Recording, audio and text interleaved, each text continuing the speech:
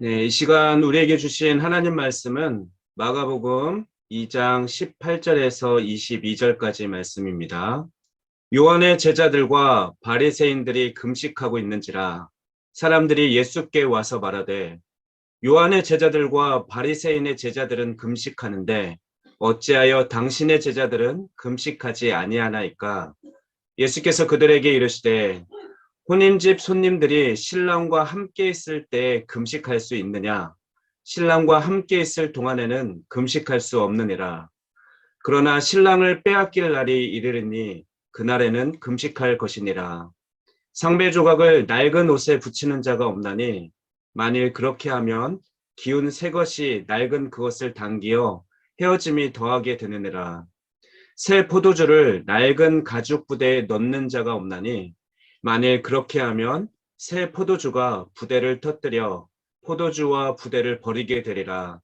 오직 새 포도주는 새 부대에 넣느니라 하시니라. 아멘. 이 시간에는 새 포도주는 새 부대라는 제목으로 김한태 목사님께서 말씀을 전해주시겠습니다. 지난 시간에 그 서기관 이야기를 잠깐 했는데요. 거기서 제가 약간 빼먹은 게 하나 있는데, 그게 뭐다 그러면, 서기관들에서도 한 60%가 제사장이 있었다는 것입니다. 그리고, 거기에, 한 사람이, 이제 그 서기관 중에서 나온 사람이 학사 에스라가 있습니다. 그리고 오늘은 본문에 바리새인이 나오는데, 저번에 한 줄 알았는데, 제가 안 한 것 같아서 다시 바리새인을 하겠습니다. 바리새인은 헬라어로 파리사이오스입니다. 히브리어로 페시룸입니다. 분리된 자들이라는데, 율법으로 그 분리된 자들이 무슨 뜻이다 그러면 율법을 선지자처럼 해석하는 자들부터 분리된 사람들을 뜻하고 있습니다. 주전 2세기 유대교를 박해하던 헬라의 정책에 항거한 유대인들 중에는 모세 율법과 조상들의 전통에 충실했던 사람들이 있었는데, 그들 가운데서 바리새인들이 나옵니다. 바리새인들은 유대교의 여러 분파 중에서 율법을 가장 엄격하게 지키는 사람들이며 유대인들의 존경을 받았습니다. 예수님의 시대의 바리새인들은 주로 해당을 중심으로 활동하며 하나님의 율법을 잘 안다고 교만한 마음으로 자신들과 같지 않는 자들을 멸시했습니다. 손을 씻지 않으면 부정한 손으로 여기며 일주일에 금식을 2번 하고 11조를 하고 기도는 사람 많은 곳에 찾아가서 기도하고 예수님을 영접하지 못하게 하며 비판하고 배척하였습니다. 본문으로 들어가 유대인들에게서 있어는 포도주는 매우 중요한 음료수입니다. 술이 아니죠. 예수님께서는 유대인 전통에 따라 만찬석에서 제자들과 더불어 포도주를 사용하였습니다.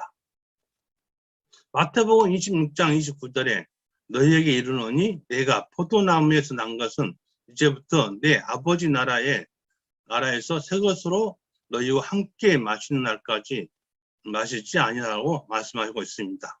그런데 이처럼 필수화된 포도주를 보관하기 위해 여러 방법이 사용되었는데, 그 중에도 특별히 동물의 가죽으로 부대를 만들어 그 속에 보관하는 방법으로 흔히 사용하였습니다.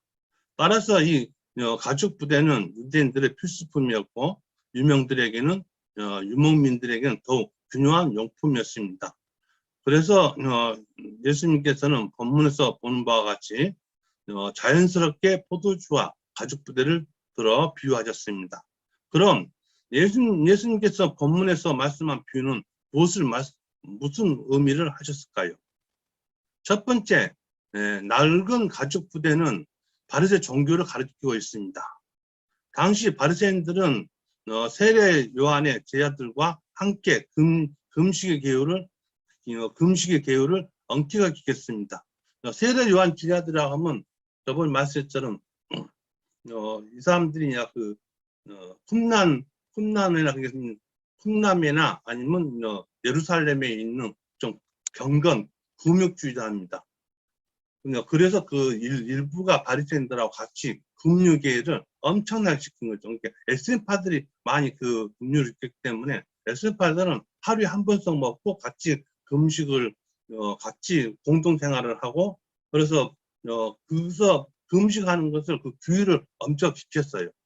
금식은 또 본래 유욕을 억제하고 영혼을 정결케 하는데 큰 의의가 있습니다. 그래서 지금도 비단 그 기독교와 유대교뿐만 아니라 다른 종교들도 금식을 심심히 수령 방법으로 적당히 이용하고 있습니다. 그런데 어느 교회에서 목사님이 40일 기도하니까 성도들 당연히 이런 식의 성도들을 해란식으로 하니까 좀 그런 거에서 좀 안 좋더라고요. 한편 모세 율법에 1년에 한 번 그러니까 대속죄일에 금식하도록 규정되어 있습니다.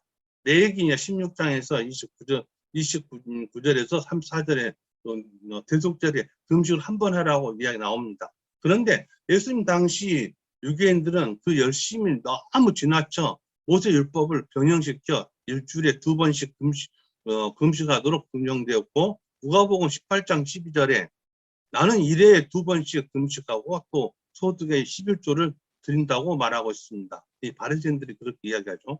그들은 자기들 종교 생활에 엄격한 규율로 만들어 버립니다. 거듭 말씀드리지만 원래 금식은 유욕을 억제하고 영혼을 정결케 하는데 유용한 것이었습니다. 그러나 그 당시에 그들의 엄격함이 지나쳐 다른 규율과 마찬가지로 본래의 목적에서 벗어나 그만 사람의 자유와 양심을 억제하는 해악까지 끼치되었고 인간을 비인간화시켜버리는 반종교적 결과를 만들었던 것입니다. 예수님께서 바리새인 종교를 낡은 가죽 부대에게 견준 까닭이 여기에 있습니다. 그럼에도 불구하고 저들은 예수님 향하여 어찌하여 당신의 제자들은 금식하지 않느냐고 책을 잡았던 것입니다. 그리고 612가지가 있지만은 거기에 지금은 10,000가지가 넘습니다. 어느 납비가 이야기했다 그러면 그것도 납비가 이야기했으니까 그것도 그 율법을 지켜야 된다. 납비가 지금의 이스라엘에 있는 유대인들 그 납비는 전부 바리새인이죠. 이런 어떤 약간 유명한 납비가 했다 그러면 그것을 또 지켜야 되는. 그래서 지금 만기가 넘는 율법이 생겨가고 있습니다. 두 번째는 새 포도주는 예수님의 교훈을 가르친 것입니다. 저들이 금식 문제로 책 잡고 들자 예수님께서는 즉시 이들에게 말씀하셨습니다. 혼인집 손님들이 신랑과 함께 있을 때 금식할 수 있단 말이냐. 신랑과 더불어 결혼의 기쁨과 함께 나눈 것이 가장 마땅한 일이요. 또 자연스러운 일입니다. 이처럼 즐거운 자리에서 절대로 금식이 어울릴 수는 없다는 것입니다. 사실 혼인기간에 대속죄를 맞아도 잔치는 그대로 계속했던 까닭이 거기에 있습니다. 한편 이런 말씀을 가지고 말씀하고 계시던 자리에 뜻밖의 예수님의 부름을 받은 세리였던 네이가 그 간격을 이기지 못하고 예수님을 자기 집으로 모시고 동네 세리들과 함께 음식을 듣고 있던 장소입니다. 이 세리였던 네이라는 사람은 마태를 이야기하고 있습니다. 마태가 부름을 받고 자기 예수님을 식사 대접하는 거죠.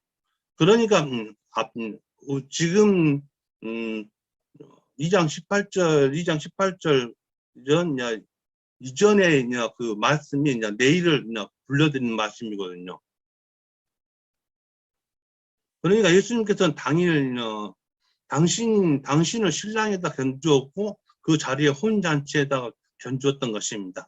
그 자리는 분명히 예수님께서 죄인을 구원하고 그 기쁨을 함께 나누고 있던 감격과 축제 자리였습니다. 이런 자리에서 금식하다니 그처럼 걸맞지 않는 일이 어디 있겠습니까? 맞습니다. 예수님은 기쁨과 참 자유를 상실한 인간을 당신의 신부로 맞이하기 위해 이 땅에 오셨습니다. 그리고 예수님의 교훈은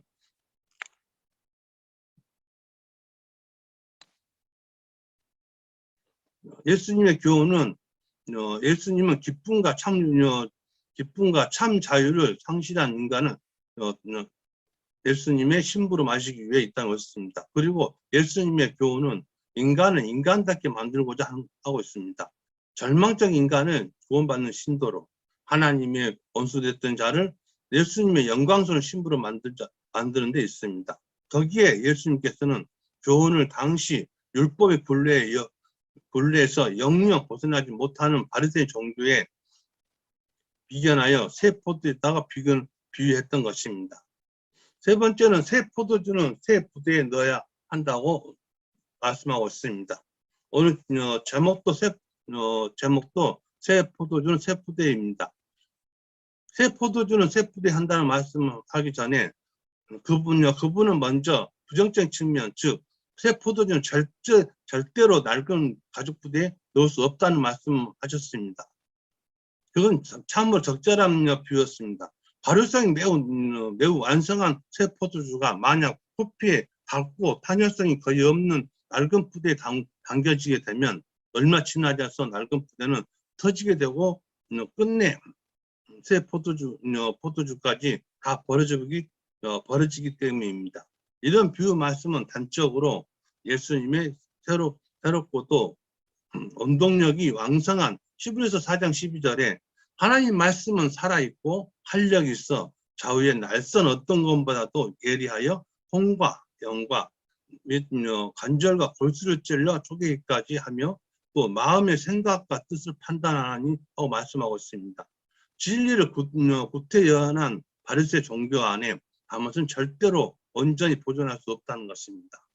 실로 예수님의 진리는 인간을 인간답게 만들고 인간에게 참된 자유를 보여주는 참신한 진리였습니다. 거기에 어떻게 거기다가 예수님의 진리를 담아서 그대로 보존할 수 있겠습니까?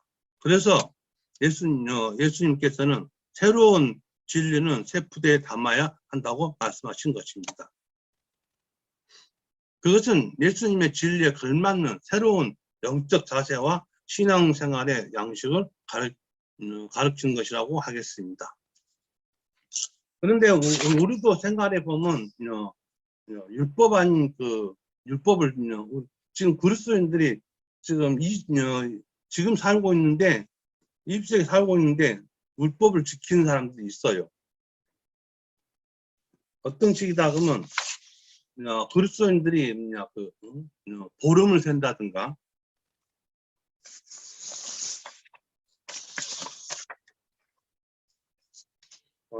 그리고 특히 우리나라는 또 이삿날을 손오는 날을 또 이사를 해요. 그건 좀 교회하고 안 맞는 거죠.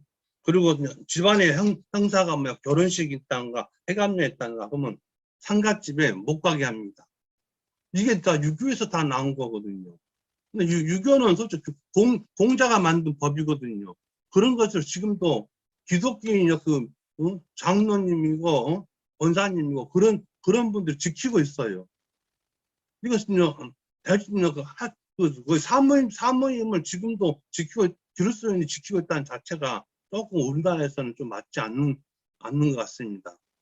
그런데 그런 부분에서 우리도 말하는 바리새인들이 말하는 율법이 10,000가지가 넘다는데 우리도 보이지 않는 율법들이 있는 것을 유교를 지키고 있다는 자체가 우리도 율법이 아닌가 저는 그렇게 생각하고 있습니다. 기도드리겠습니다. 하나님 아버지 감사합니다.